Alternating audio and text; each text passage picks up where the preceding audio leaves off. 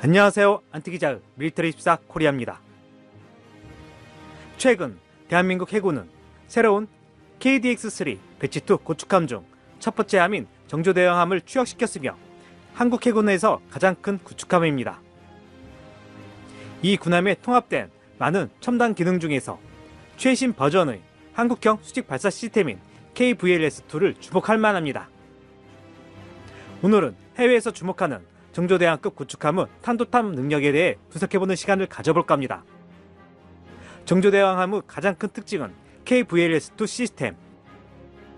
지난 11월 27일 정조대왕함은 2년 이상의 시운전을 거쳐 울산 HD 현대중공업 조선소에서 취역했습니다. 이는 2008년에서 2012년 사이에 취역한 세척의 세종대왕급 구축함에 이어 건조되는 세척의 KDX-3 배치2 구축함 중 첫 번째 함정입니다. 정조대왕급 구축함의 사양은 길이 170m, 폭 12.4m, 만재 배수량은 약 12,000톤에 최고속도 약 30노트에 달합니다. KDX-3 배치2는 AN/ESPY 1D 다기능 레이더를 포함하여 최신 이지스 전투 시스템의 베이스라인 9 버전의 기반으로 향상된 센서와 무기를 갖추고 있습니다.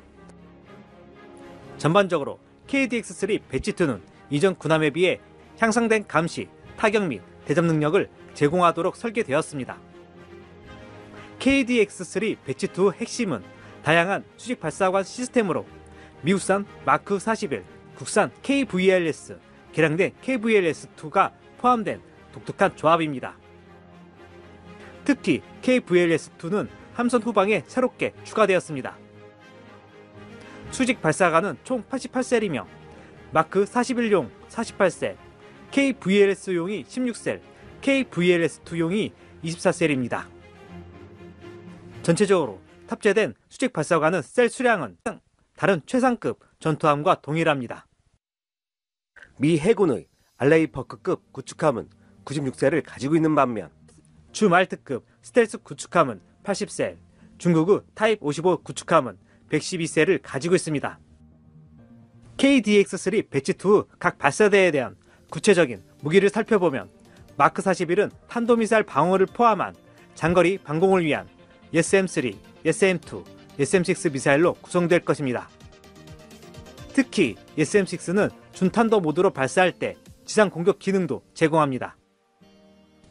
KVLS는 단거리 방공 시스템을 담당하며 한국형 함대공 미사일 해군과 지상 공격을 위한 해성 함대지 미사일, 그리고 대잠 무기인 홍상어를 탑재합니다. 마지막으로 가장 흥미로운 것은 KVLS-2 수직 발사관입니다. 처음에는 주로 장거리 지대공 미사일로 무장할 것으로 예상되며 이는 또 다른 국내 미사일 설계로 탄도미사일 방어 능력도 갖추고 있습니다. KDX-3 배치2에서 KVLS-2는 각각 4개의 미사일을 장착한 6개 모듈이 설치됩니다. KVLS-2는 선박 후면인 연돌과 헬리콥터 비행 갑판 사이에 위치합니다. 현재 정조대왕함은 KVLS-2 테스트 버전을 장착하고 있는데 최근 군함 사진을 보면 4개의 셀로 구성된 것으로 보입니다. 이는 향후 5개의 모듈이 더 추가될 것입니다. KVLS-2는 KVLS와 동등한 핫 론치 방식이며 이전 모델보다 더 크고 다양한 무기를 수용할 수 있습니다. KVLS-2는 최소 폭이 0.9m, 깊이가 9.1m인 반면 KVLS는 폭 0.63m, 깊이 6.8m입니다. 이는 KVLS보다 훨씬 더 큰 내부 용량으로 훨씬 더 큰 무기를 발사할 수 있다는 뜻입니다. KVLS-2는 더 큰 대함 및 지상 공격 순항 미사일, 그리고 탄도미사일을 배치하는 데 사용될 예정입니다. 한국이 활발한 탄도미사일 개발 프로그램에는 함대함 탄도미사일 프로그램이 포함되어 있으며 국방과학연구소가 연구개발 작업을 주도하고 있습니다. 보도에 따르면 KVLS-2에 탑재될 새로운 미사일 양산은 2028년 또는 2019년에 시작될 것으로 예상됩니다. 이미 KDX-3 배치2 구축함에 장착할 수 있는 무기 옵션이 여러가지 존재합니다. 다양한 후보 중 하나는 대한민국의 잠수함 발사 탄도미사일의 수상함 발사 버전이 될 것입니다. 이 무기는 도산 안창호급 디젤 잠수함, 수중 바지선 및 지상시험 설계에서 시험 발사되었습니다. 한국의 SLBM에 대한 자세한 내용은 거의 공개되지 않았지만 한국 언론에서는 이를 현무 4-4 또는 KSLBM이라고 다양하게 설명합니다. 보도에 따르면 사거리는 500km이며 지상 발사용 현무2B 탄도미사일의 해군형일 가능성이 높습니다.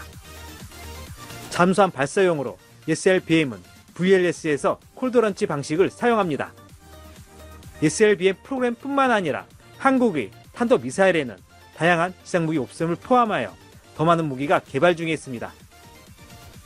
2022에서 2026년 국방예산 제안은 현무포 단거리 탄도미사일을 2톤에서 최대 3톤의 탄도를 운반할 수 있는 새로운 탄도미사일을 언급하며 보도에 따르면 이 새로운 미사일은 북한의 핵 저장 시설을 포함한 강화된 지하 시설을 파괴하도록 맞춤 제작될 것입니다.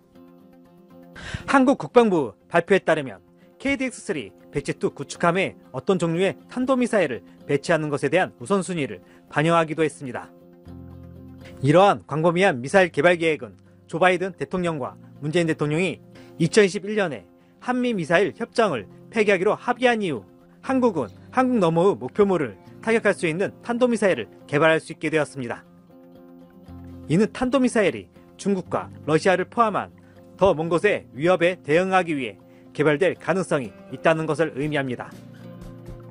한국의 증가하는 탄도미사일 전력은 결국 핵탄두를 추가하려 할 가능성이 여전히 남아있지만 현재로서는 그럴 가능성이 낮아 보입니다. KVLS-2 시스템에는 독자 방공미사일, 순항미사일, 탄도미사일, 그리고 잠재적으로 미래의 초음속 미사일이 탑재될 수 있습니다. KVLS는 지역 방공뿐만 아니라 대잠전과 지상 공격을 담당합니다. 특히 탄도미사일은 뛰어난 반응 속도와 운동 에너지, 그리고 큰 탄도를 포함한 장점을 제공하고 있어 방어하기가 훨씬 어렵습니다. 이러한 종류의 미사일은 전쟁 초기 단시간에 지휘 벙커를 제거하는 데 적합할 것입니다. 이러한 탄도미사일은 대한무기로도 파생되었으며 중국은 구축함에 VLS 탑재형으로 만들었습니다. 그러나 현 단계에서는 한국이 대함 탄도미사일 프로그램을 진행하는지는 확실하지 않습니다. 현재 점점 커지는 미사일 추세에 따라 세계 각국에서 큰 VLS셀을 만들고 있으며 한국은 KVLS-2를 넘어 이보다 더 큰 KVLS-3를 개발 중에 있습니다. KDX-3 배치2 함정에 대한 장기적 무장 계획이 무엇이든 일단 취약하면 전세계 함정 중 가장 강력한 구축함 중 하나가 될 것입니다. 오늘 준비한 내용 여기까지입니다. 안티기자의 밀리터리24 코리아 멤버십에 가입하시면 영상 제작을 후원하실 수 있습니다. 구독, 좋아요, 알림 설정은 좋은 콘텐츠 제작에 큰 힘이 됩니다.